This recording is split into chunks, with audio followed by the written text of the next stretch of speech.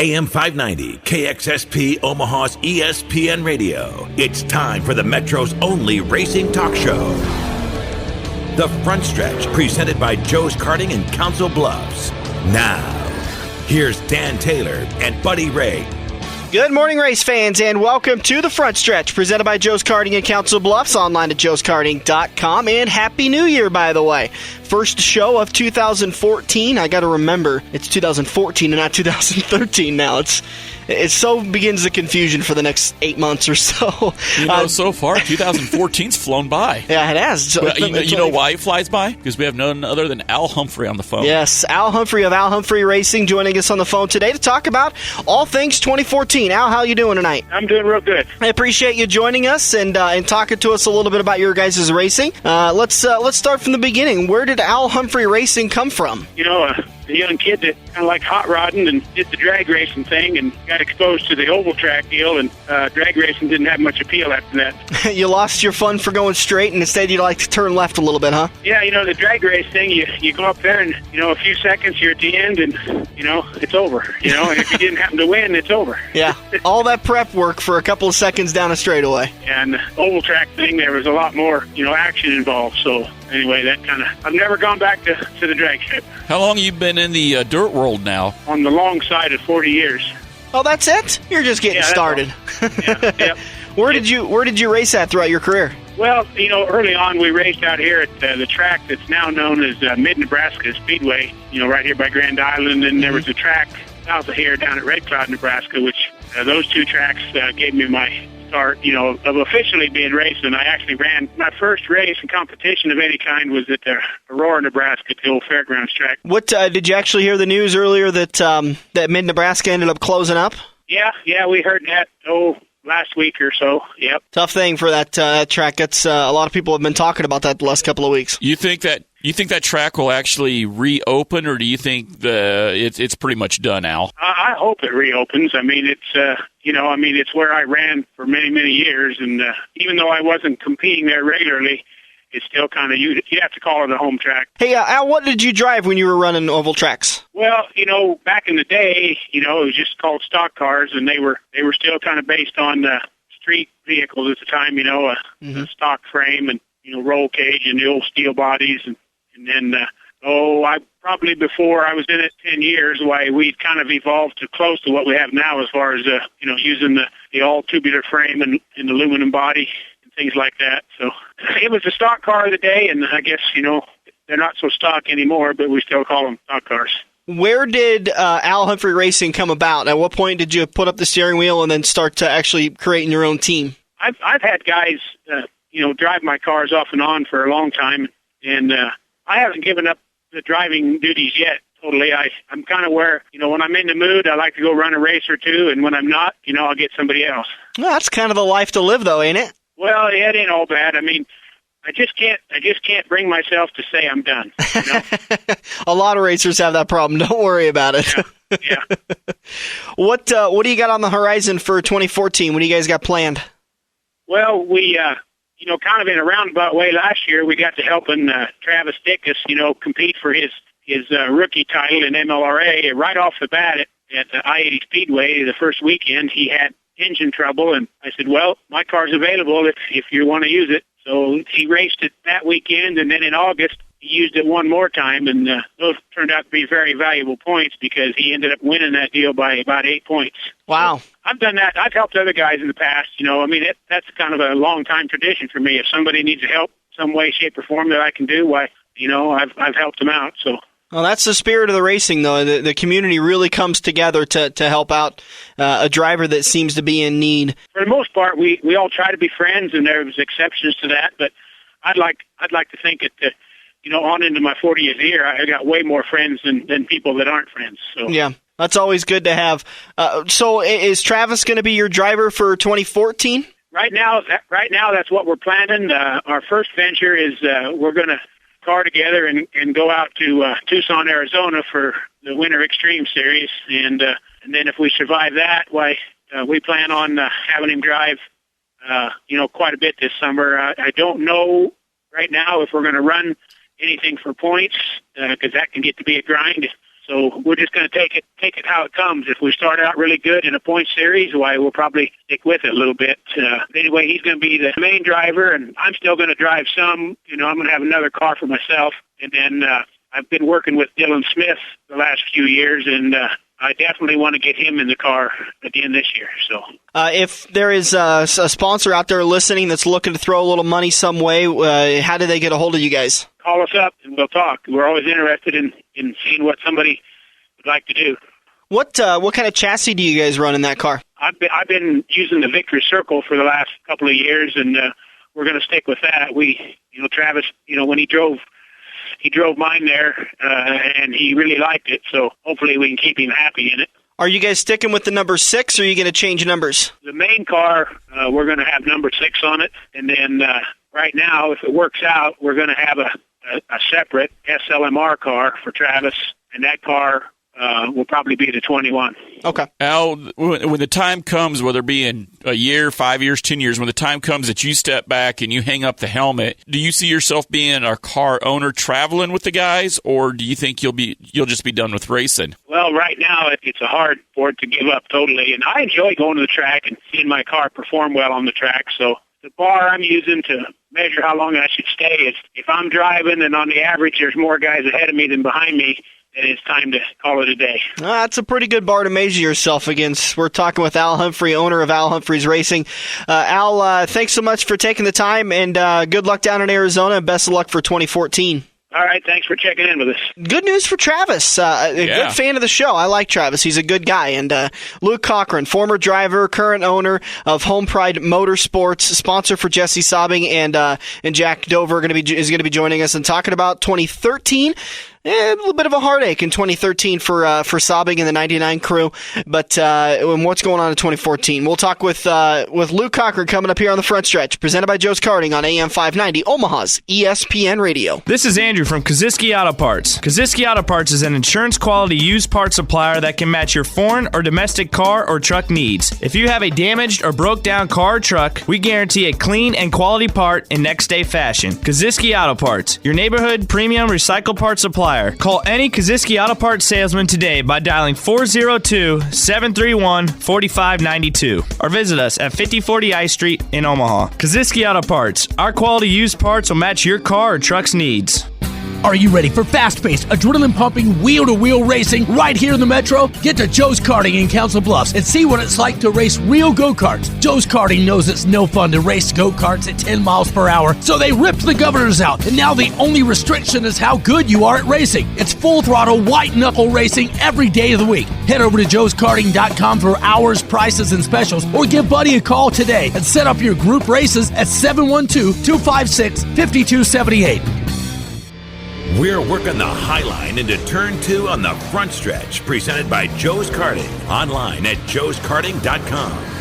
Welcome back to the front stretch, heading into turn 2, brought to you by Joe's Karting in Council Bluffs, online at joeskarting.com. Hope you're enjoying your new year. We're joined by head of Home Pride Racing Companies, Luke Cochran, and the president for Home Pride Companies, and good friend of the show. Luke, thanks for taking your time. No problem. Luke,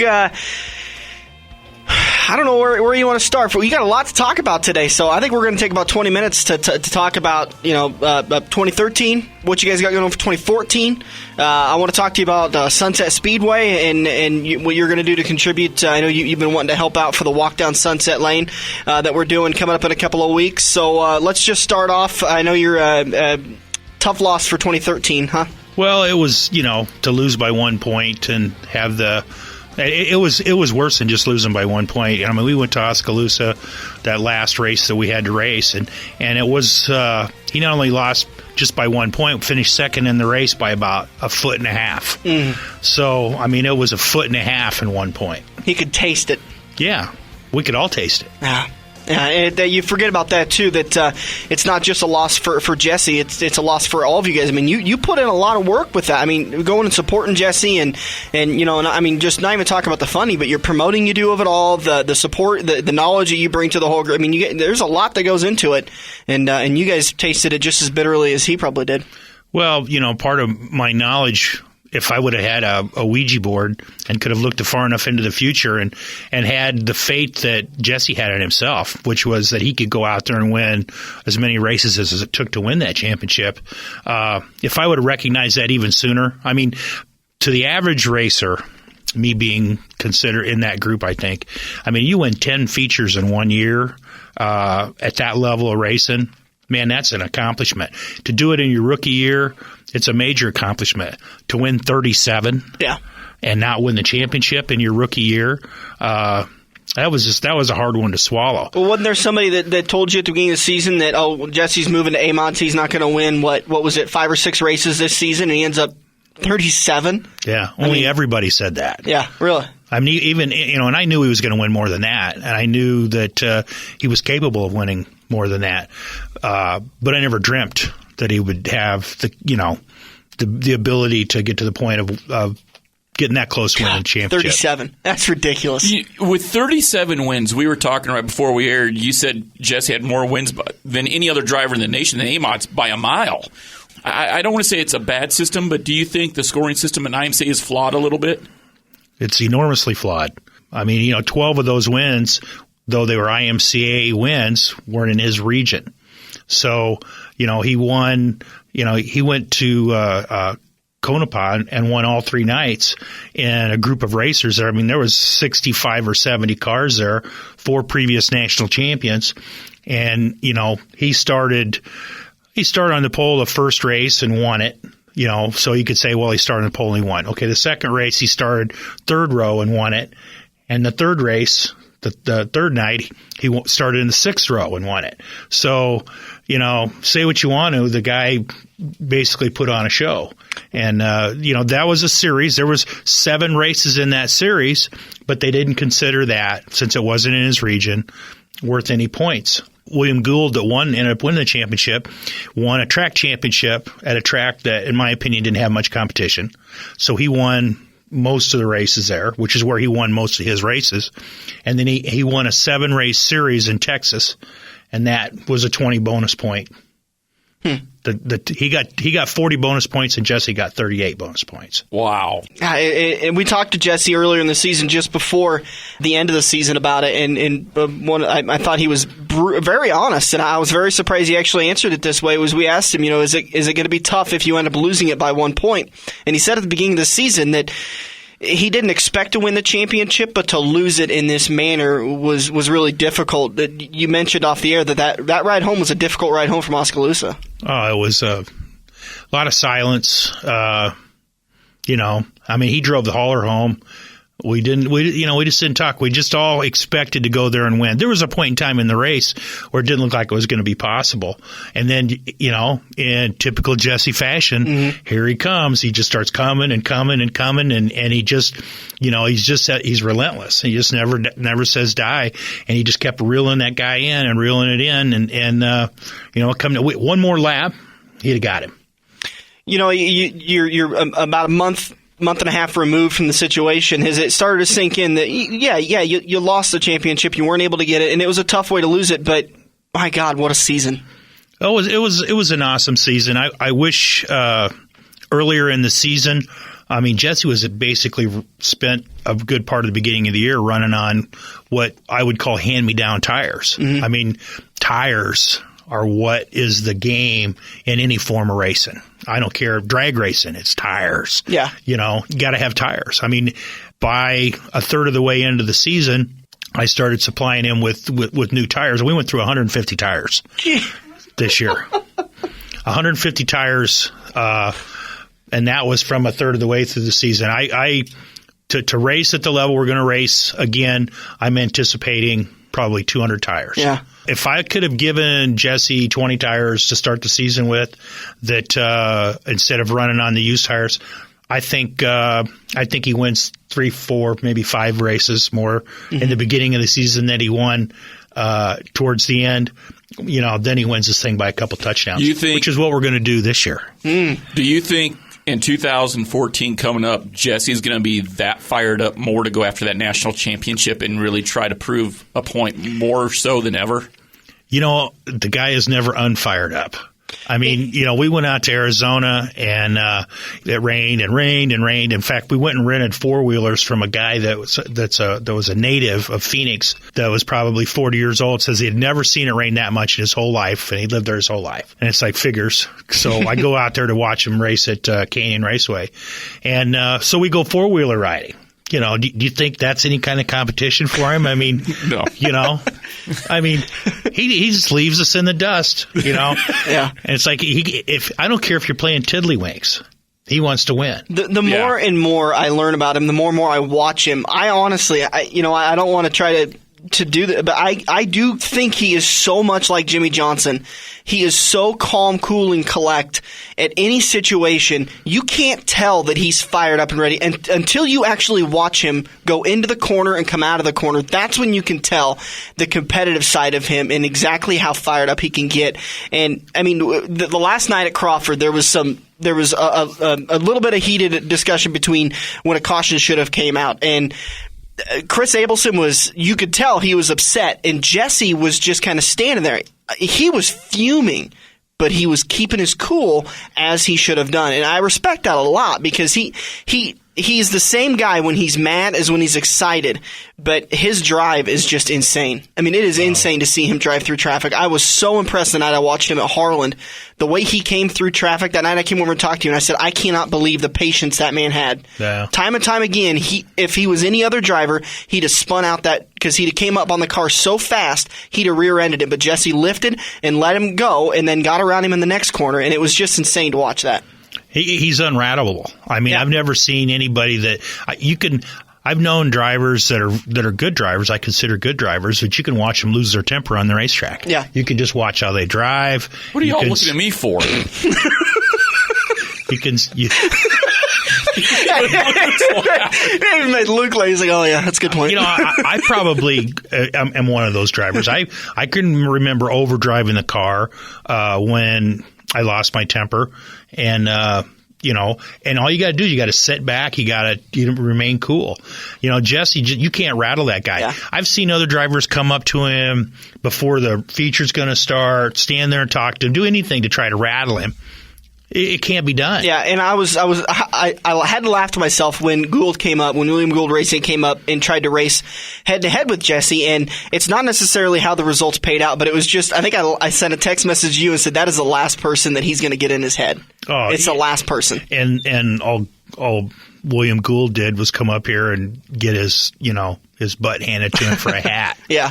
And I mean, Keith White, the previous year's champion, he was the first one to say that, they come up here and they go doing any kind of racing. They're out of their element coming up here from Texas because all the racetracks down there are itty bitty. Really? They're just tiny racetracks. And Kennendale, where Gould raced and won the track championship, was Keith White had won the track championship there the year before. You could fit those racetracks, probably two of them in the infield at I-80, for instance. It's funny you mention that because I was talking to Gould.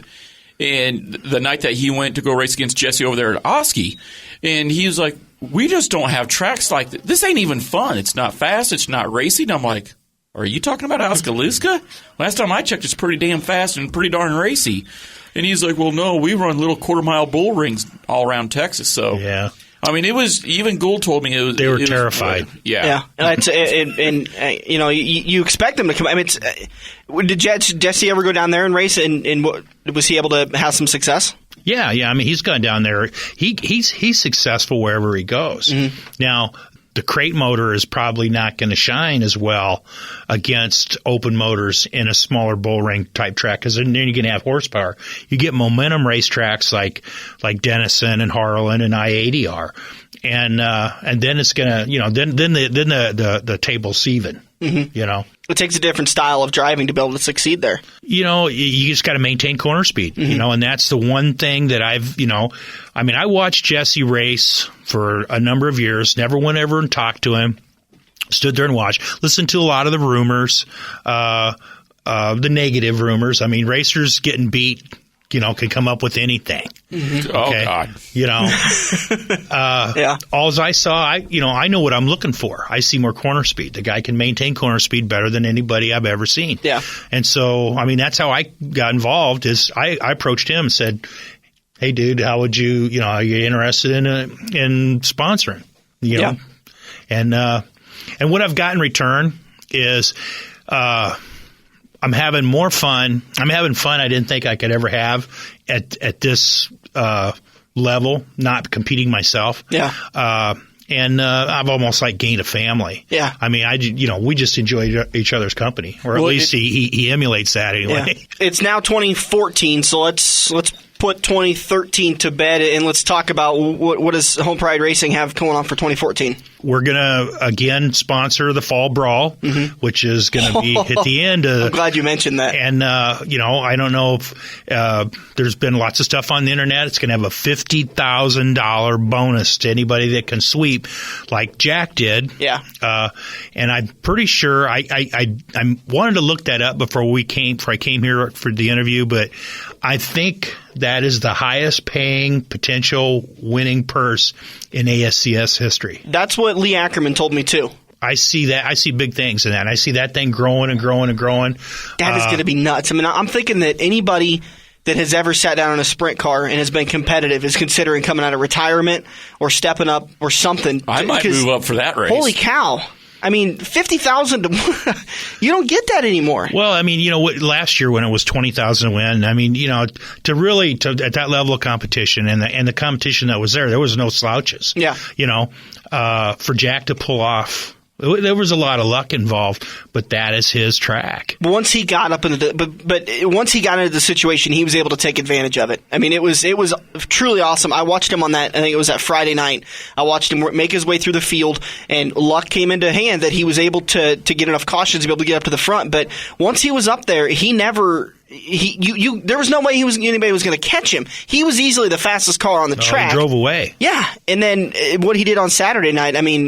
Yeah, you're right. There's luck involved, but man, there was a lot of skill. That guy knows exactly how to get around that track. Yeah, it's one of his favorite places. It's also been his Achilles heel for, he's had a couple bad things happen there. That's where, when he hung on the fence in that non-winged race was, as I told him, his last non-winged sprint car race, as long as I'm involved, because, non-winged sprint cars are not, not if you're going to flip, it's when, right. So eventually you're going to get hurt. And there's nothing to them. I think it was you that was explaining that wing adds a lot of cushion when the car is rolling. Well, it makes the car controllable too. Yeah. I almost looked through my fingers going to a non-wing sprint race and watching them, just because it's like, how do these guys, and because when they do flip, they flip. Oh yeah, it's quite the show when you flip. It's violent and it's scary as heck. It's bone-chilling, frightening when one of those accidents happen. What about any word on? You guys have any information on what Jesse's going to be doing? Is he possibly going up? We talked about a couple of things of he might be doing in 2014. Well, we're gonna go win. Is he doing A-mods again, or is he trying to go up to USMTS? Is he gonna? No, that would be that's my objective is to take him to that level of racing.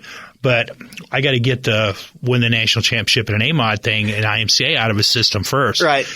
That's why that 1 point would have meant as much to me, because I was ready to graduate. Yeah. It's hard to not race IMCA races that are local. It's a little tougher to race the USMTS. If you try to run the whole series, we'd have to try to pick some regions, try to get him into the hunt. That's a different kind of racing. They run on different tires. You got a way bigger spoiler, but I'm confident that he could compete in that. We will probably be building an open car to compete at some of those races this year. At some of the local tracks, or are you going to do a little traveling? We're going to see how it works in. I think we're going to probably go out and race that Hawkeye Dirt Series to try to you get two opportunities for bonus points. You can get 40 bonus points, and bonus points will be paid, if you got a track championship and it has to have a minimum of 20 car count to get 20 bonus points. Otherwise, the bonus points you get for winning a track championship are whatever the car count average was, which is, we thought we were getting 19 bonus points for Denison, and it ended up being 18. So there's the 1 point. There's the 1 point. So that equated into we got to win one more race. And, that's the Oskaloosa 1.5 foot short gig. On the last race, the last chance. So this year's unfinished business. We got business to finish. And the way I roll and the way I'm going to try to project Jesse to roll, I don't like winning by 1 point. I want to win by a couple of touchdowns. You want bragging rights. I don't want to have that stress anymore. I want to put that stress on him. And you know what? It may not happen. It takes a little bit of luck. Yeah. But it's not going to be because we didn't have good equipment and we didn't have the opportunity. We're running out of time. Let's talk about Jack's plans for 2014. Are we going to try to get him up into the World of Outlaw a little bit? I'm sure he's going to compete a little bit in the World of Outlaws. He's going to Australia in January. He's going to run. I'm not sure who the car owner is that he's going to race for down there, but that'll be all 410 stuff down there. Okay. Last year he went. They raced on both sides of the country. Tracks on, I believe, the East Coast are small, kind of older race tracks. Not very good tracks. There's bigger, nicer tracks on the West Coast. Yeah. And that's where they end up having what is the equivalent to Knoxville Nationals. Okay. Is at a track there. What's their car counts down there like, roughly? It varies. I mean, there's a lot of guys from America go down there. I know Jason Johnson's going down there. Steve Kinser's down there. I mean, we'll talk to Steve in a couple of weeks for the Legends of the Dirt series, but yeah, he goes down there every year and races. I mean, we could see car counts of 50, 60. I didn't know if they'd seen 50, 60 down there on some of their shows. I think when they had that big race, and it was 160. Wow. But they get 60, 80 cars to all the races. And I mean, because they're about the only game in town, right? I mean, they have a modified series. Ironically, some guy from down there was contacting Jesse to see if he wanted to come down and drive a modified down there. Their modifieds are a little bit different than the modifieds here. I actually dissuaded him from doing that. We got to focus on where we're at here. We got 2 new cars to build, and we're planning on going to Arizona in January. So, Luke, we're 17 days away from the walk down Sunset Lane at Quicker Steak and Lube on Wednesday night, January 22nd. You getting excited? Sure. I mean, I miss that place. I earned my nickname, rightfully. The Outlaw. I'm gonna. I got something special for Mr. Kelly. And Craig Kelly, who was the promoter there for many years, explained we're going to need to separate you two. So I'm going to be in the middle. You guys are going to be at either end because there may be some harsh feelings still. Ironically, Craig and I get along pretty well. And today. Yeah. Not today. 15 years ago, not so much. Yeah. But, I gained a reasonable amount of respect for him once I went out and went tour racing and seeing how a lot of some of these tracks were run. Mm-hmm. That was a pretty well-run facility, pretty nice facility, though I still have my critiques. Mm-hmm. Every driver, I mean, it doesn't matter. In a field of 20, you're going to have 18 mad drivers. Yeah. So I mean, that was a tough place to compete. I mean, there was, we had, I ran mainly Pro-Ams there. Mm-hmm. I mean, I did run a limited late model when the Grand National class, had started that I helped start, matter of fact. But I mean, we had 6-7 heat races, so if you had a problem in a heat race, you're in the double D feature, the creature feature, as we called it. You said you came back from like the Y feature one night? Well, I don't know.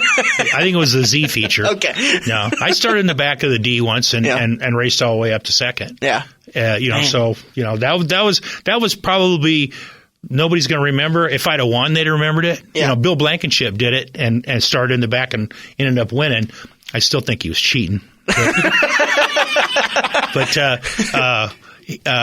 if I'd have won that race, then then it'd have been the biggest. Yeah, everybody's going to remember it forever. Well, it'd been like Ryan Gustin at the Silver Dollar Nationals. Had he been able to hold on and win that race, that'd have been the biggest. I mean, from 34th to that first. was one of the most outstanding displays of driving. Still, I think that's one of the best I've ever seen. Now, there's a guy that can make up the difference for a bad car or anything else, but he had used that car up. I don't know if he'd have been able to pull that off, but Jimmy Owens in the post-race interview said, all I could do was just hope that he used that car up with, I think it was like 15 to go when he took the lead, and he ended up getting to the back of Burke. But yeah, so it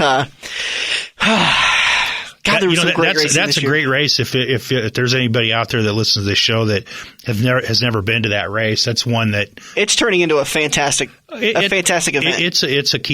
It's a keystone race. Yeah. I mean, it's like the dream. Yeah. And I see it going to pay bigger and bigger purses. I thought Joe made an announcement it was 60 or 70,000 to win this year. 30, I think. 30. I think you have to, 30 for just the late models, and then there's more. Next year, we'll get him to raise it to that next year, and maybe there's something I don't know yet. That's always possible. Well, if it was 100,000 to win, I mean, Yeah. Of course, the cost of admission would go up a little bit. But. I'll pay a little bit extra to see those guys. $100,000 win race. I'll pay $50 a ticket. Yeah, easily. Luke Cochran of Home Pride Company is also a Fuse magazine. Fuse, we just celebrated our first year publication. It's rolling along pretty good. What's the website? FuseWeekly.com. Okay, sign up for the weekly newsletter. Lee Ackerman does some stories for that. We cover racing. What's he giggling about? There's a how to operate your phone and communicate with people section for Ricky Bobby. There we go. He needs that damn phone of his. Yeah. All right, we've taken up so much time, and I don't know how we're going to get enough time for Ed Sanger, but we're going to have to find a way. Luke, thanks so much for coming to the studio. Yeah. We can't wait to talk to you on January 22nd at Quaker Steak and Lube for the walk down Sunset Lane. FuseWeekly.com for the weekly publication that Luke helps to put out. Also, Home Pride. What's the website? HomePrideCompanies.com? HomePride.net. HomePride.net. And then you can also check him out on Facebook. Home Pride Racing is the... It's actually Home Pride Motorsports. I keep getting things wrong. I'm trying to rush and get out of this, and I just keep making it worse. Thanks a lot for coming in, bud. It's good to talk to you again. We'll be back here on the front stretch. Ed Sanger for the Legends of the Dirt series, brought to you by Kaziski Auto Parts on AM 590, Omaha's ESPN Radio.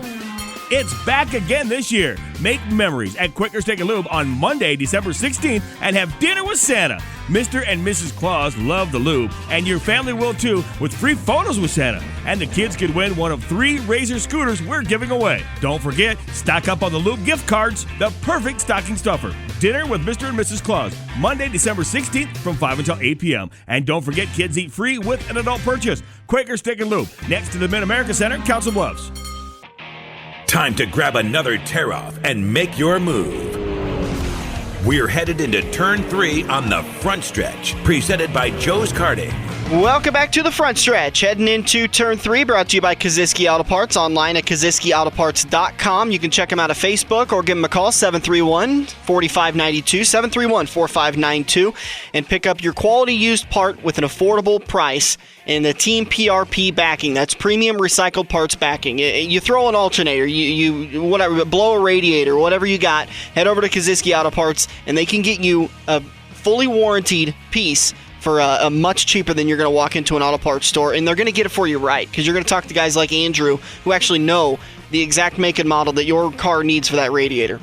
Continuing, let's kick off our Legends of the Dirt series. Ed Sanger joining us on the phone, the Iowa Traveler. Ed, thanks so much for joining us. Thank you. I'm glad to be here. You know, Ed, Lee Ackerman sent me a bio of you and said that, a lot of people refer to Billy Moyer as the original dirt late model outlaw, but he feels that you were the one that rightfully should have that title. Do you think so? Well, I don't know about that. Billy Moyer did a fantastic job, and he's won a lot of big money races, and he advanced it more. I traveled around the country pretty good, but I didn't travel as much as Billy Moyer did. The highlight of your career was probably winning the 1974 World 100. Would you agree to that? Yes, probably. Although there's been a lot of wonderful times. The one that was most outstanding was we had triple 50s at Moline, Illinois one night, and that was a fantastic deal. I won all 3 of them. Wow. And that was quite an event. I'll tell you, that was quite a show. If you could, can you take us back from the very beginning? A lot of our fans know that I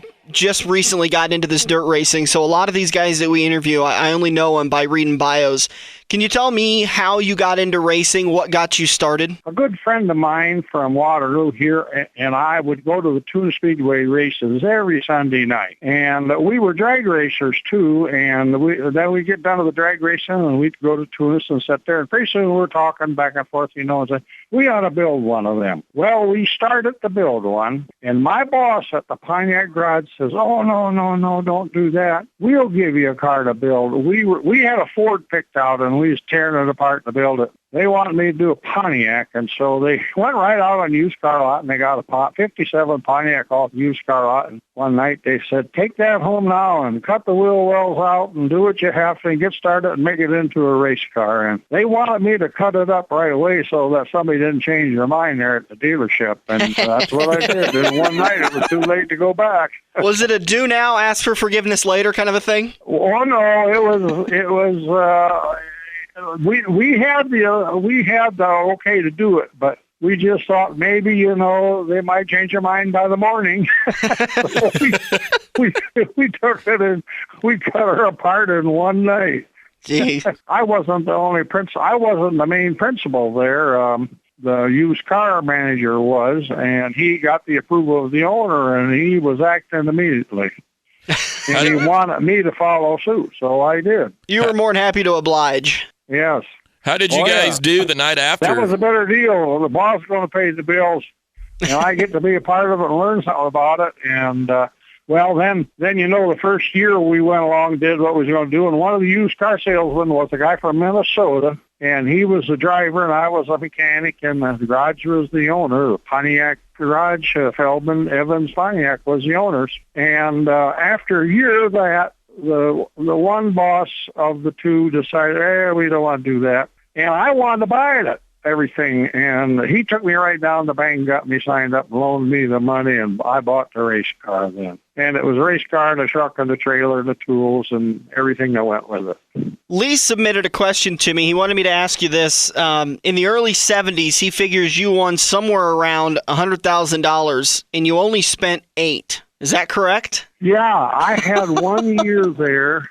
It was 70 or it was 71 where I won $100,000 in 1 year. And that was a fantastic accomplishment at that time. We really went to a lot of races. I think we went to over 100 races. Was there a couple of really big paying races mixed in there? I don't know. There was no 10,000 to win then. I think the biggest thing we won back then would have been in the 2,000 or 1,000 range. Jeez. And spending that $8,000, was that the initial money to get the car ready to go, or was that what you spent over the year to kind of keep the car up and going? That was my total expense that year.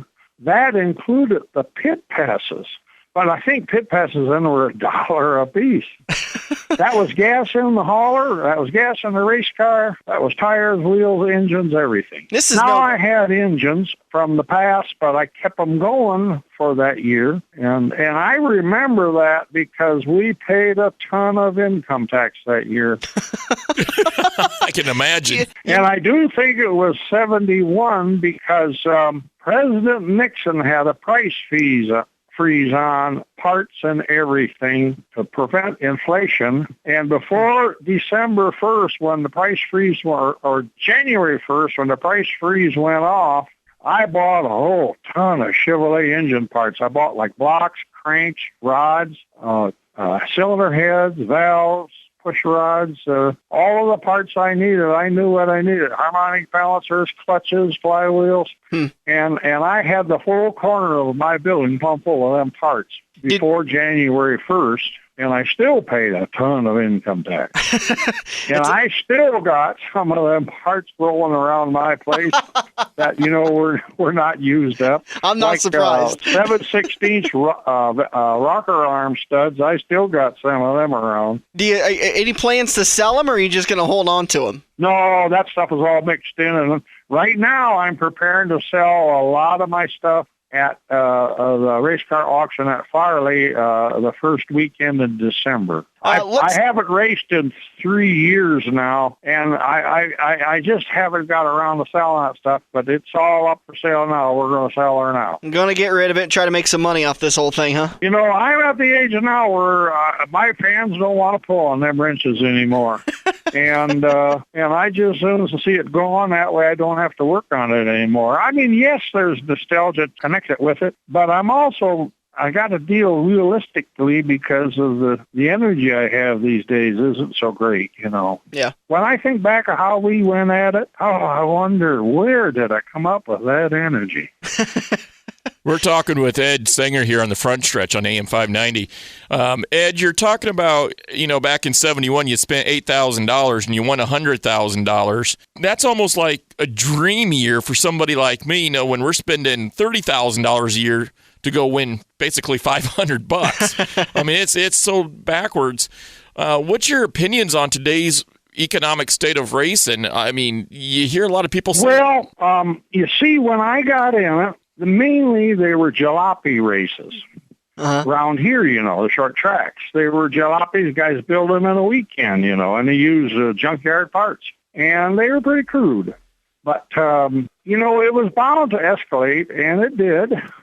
And I'd say about 1980 or 1981, it really got out of control pretty good. We started buying a lot of high-priced engines, and they let us run bigger tires and wheels, and that escalated the cost rapidly because we had more traction and we'd use more power. Mm-hmm. Up until 1980, most rules were a 10-inch rim and 11-inch tire. And that was a wonderful rule because that kept things pretty simple. Yeah, I get a little cross-eyed with today's tire rules. It varies from track to sanctioning body to about 15 other different things. I mean, it's ridiculous the amount of tires you guys got to have on hand nowadays. The cost doesn't seem to deter the car count. I think the labor and the work will knock the car count down quicker than the cost of building and buying them and maintaining them. Mm-hmm. If you can find the help to do it, there's lots of folks who would like to do it, And also the dynamic of racing has changed. Part of it is fellows like me and Kurt Hansen and Red Drosty and Bill Swanzinger and Verlin Akers and Bert Williams from Minnesota and all over the country, our same class of guys, we kind of clean that act up a little bit and we put on a pretty good show for the folks. And right away, fellows with money wanted to be part of it, and they enjoyed the wins too. And so, everyone's allowed to spend the money the way they want to spend it, We're going to take a quick break and we're going to come back and finish talking with Ed Sanger, the Iowa Traveler, as a part of the Legends of the Dirt series, presented by Joe's Karting in Council Bluffs, online at joeskarting.com. We'll be right back. We have all been there before. Broken car part in your hand and some snot-nosed punk behind the counter has no idea what he's talking about, but he guarantees that this part will fix your car. You pay an arm and a leg for the replacement, get it home, and sure enough, it doesn't fit your car. Now, learn from your mistake and give an experienced salesperson at Kosiski Auto Parts a call today at 402-731-4592. Kosiski Auto Parts will get you back on the road with your arms and legs still attached. Are you ready for fast-paced, adrenaline-pumping, wheel-to-wheel racing right here in the Metro? Get to Joe's Karting in Council Bluffs and see what it's like to race real go-karts. Joe's Karting knows it's no fun to race go-karts at 10 miles per hour, so they ripped the governors out, and now the only restriction is how good you are at racing. It's full-throttle, white-knuckle racing every day of the week. Head over to joeskarting.com for hours, prices, and specials, or give Buddy a call today and set up your group races at 712-256-5278. Get ready for the victory lap as we make our way into Turn 4 on the Front Stretch, presented by Joe's Karting, online at joeskarting.com. Just about ready to wrap this baby up. We're heading into Turn 4 and continuing our Legends of the Dirt series. We're talking with Ed Sanger, the Iowa Traveler. Ed, we were talking in the first half of the interview there about the impact of the economy back then versus today. The one thing I hear a lot of today's racers, whether it be a modified or a late model, is in today's world, you just go out and buy a car. You can just go out and buy an engine. Back then, you guys had to build your cars. You had to build your engines. Do you think there's a lot of learning that has been lost since then? Do you think racing's kind of gotten a little soft for some of these team owners and drivers in today's world? Yes, we built our cars from the ground up. We knew every single bolt on it. I also did my own engines, and I learned a lot in what works and what don't work the hard way, the old trial and error way. And I think today the main deal is you got to pick a good engine builder, and then you trust him, and you work on setup and driving technique, and you let the chassis builder do his thing, and you let the engine builder do their thing. And that's more of a team effort, I believe.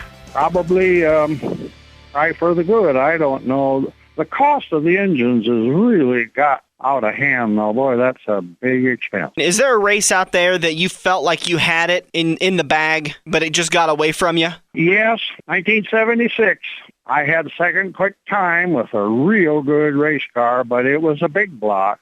And second quick time started on the pole, and I took the lead right away, and I was leading it good and under control, and I had a good car. Charlie Hughes was coming after me from Georgia, and I didn't think, he'd have had to really perform to beat me. But that race was rained out, and we come back 2 weeks later to run it. And in that 2-week period, I got sicker than a dog, kind of an upper respiratory thing. And by the time the 2 weeks was over, I still wasn't recuperated. And on that track, I started coughing, and I couldn't get, good breath. And that drawed my attention away from my driving just a little bit. And son of a gun, Charlie slipped under me in 3 and went right on by me. I wasn't on top of the driving at the time he went by. And then there was a yellow shortly after,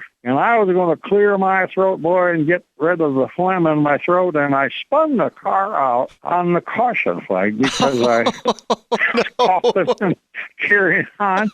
And I went from second to fourth in spinning around, and it was on the yellow flag. I felt like I lost that race. They didn't win it. I lost it. Did you make up some excuse as to why you spun, or did you tell the truth? Oh, I don't even know what I said, but I don't think I talked too much about coughing and being sick, because that don't hold any water whatsoever. Yeah, sure, I didn't say too much about it. Charlie Hughes was a good chauffeur. He may have went by anywhere, Yeah. He was pretty hard to beat that fall. I gave him a good run over at Champaign, Illinois, but he definitely had me at Champaign. But at Rossburg, I was more experienced there, and that high bank helped that big block a little bit. I was running the big block then. He had a 400 small block. And if I could have stayed on him and made him work, at that time we were having a terrible time keeping the 400s together as far as heating. Mm-hmm. Everybody had that same problem, They were not real dependable. They were breakdown engines. What's the scariest moment you've had behind the wheel? Well, I had a lot of them. I had one in 2005 at Farley, Iowa. A fellow's car stalled in front straight. We were right on one of the very first laps, and we were all together, and it was a little bit dusty. And, man, the guy I was racing with on the outside of me,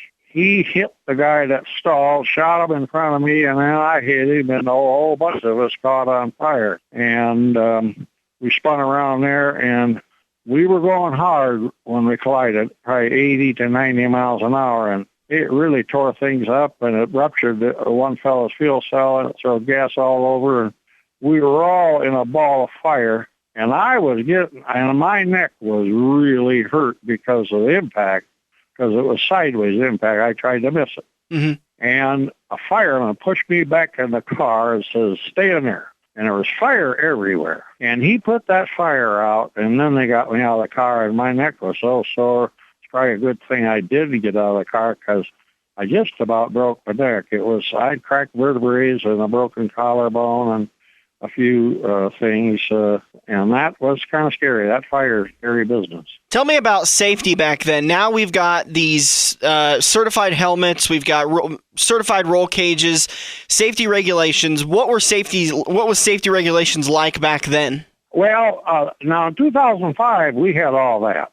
Okay. But you go back to the 70s, oh my goodness, some of the stuff we had was terrible. I remember that car, Monte Carlo I built in 1970, they were on 71, 72, 3 years I owned it. That car had a great big gas tank in it, right over the rear axle up in the air, and I put a Corvette cap on it because I wanted to be able to fill it fast. And that Corvette cap was kind of a loosey-goosey fit the thing. There was always a question mark whether it'd stay on there if you did a big roll or something, you know. And when I think back about that, I say, whoa, man, that I shouldn't have allowed that. I should have corrected that. We weren't too keen on safety. You know, we used to race. Our driving outfit was a white T-shirt and white pair of pants, you know. Yeah. No gloves, no fire suits.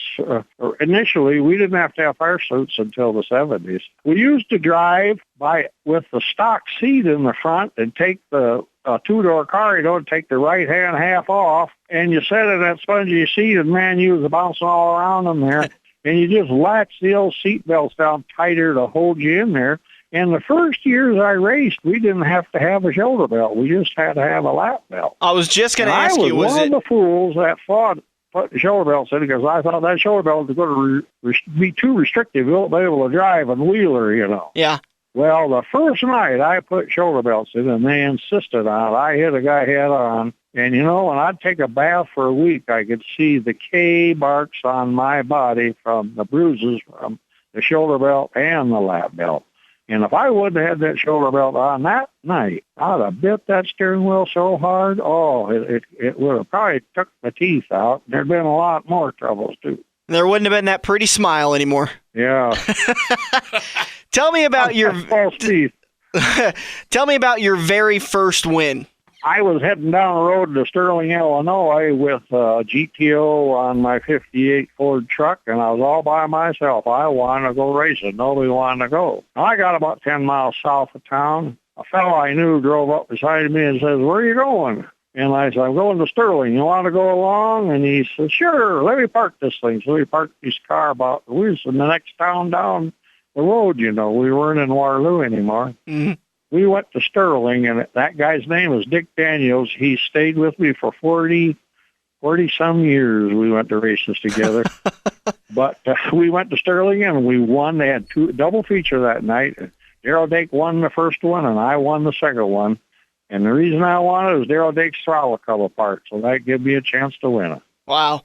And he stayed with you for 40 years? Yes, Dick Daniels stayed with me for, that year I'm telling you about, that was 66. I think Dick Daniels was still going with me in about 2007 or 8. Wow. He was a good man, boy. He wasn't technically savvy. He was just a good helper, and he'd do what I asked, and he never caused trouble with any other competitor.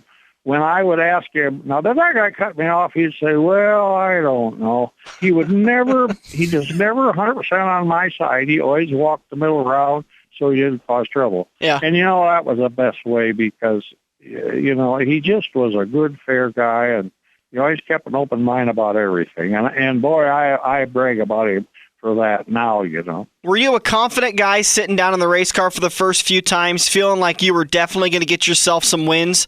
Or was it later on down your career when you'd racked up some wins that you realized that you actually do have a knack for this? Oh, the first night I raced car, I couldn't believe how fast them guys went around that corner. And they come around lapping me in the heat race and throw them clods of dirt in my face, and boy, they hurt. And I thought, man alive, how do they do that? And boy, then I got some learning to do here, you know. Boy, you know, I got serious real quick and got after it and decided I got to do it. And I love it. I want to do it. And by God, it wasn't too long, and we were in the groove. See, when we started, new cars went to the back of the third heat. That was a fast heat.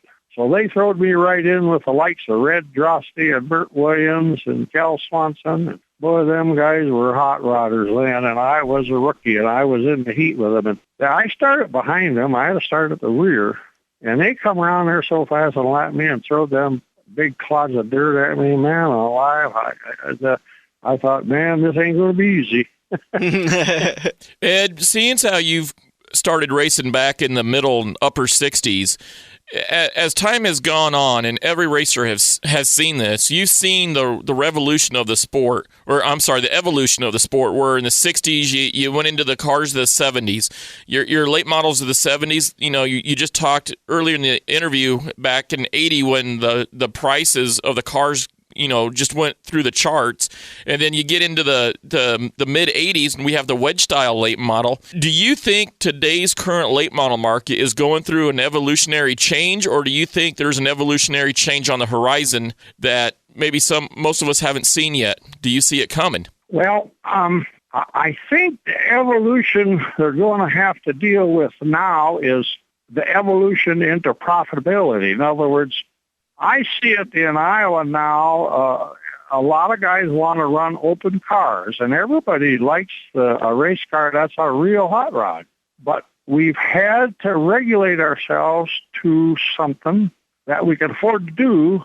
And IMCA, with that the 12-inch rim and that smaller tire and the flat top pistons in the 350 cubic inch engine, with a certain head on it that you can't modify, that seems to be working pretty good. At first I didn't like that, but boy, oh boy, they've tweaked it here and there, and boy, it ain't a bad show. It's a good show for a weekly show. It ain't the all-out outlaw, but we can't afford that, The race cars have got so dramatic and powerful and so fast that the next step is maybe still putting on a show with a lot of competitors, but doing it with machinery that's a little more affordable.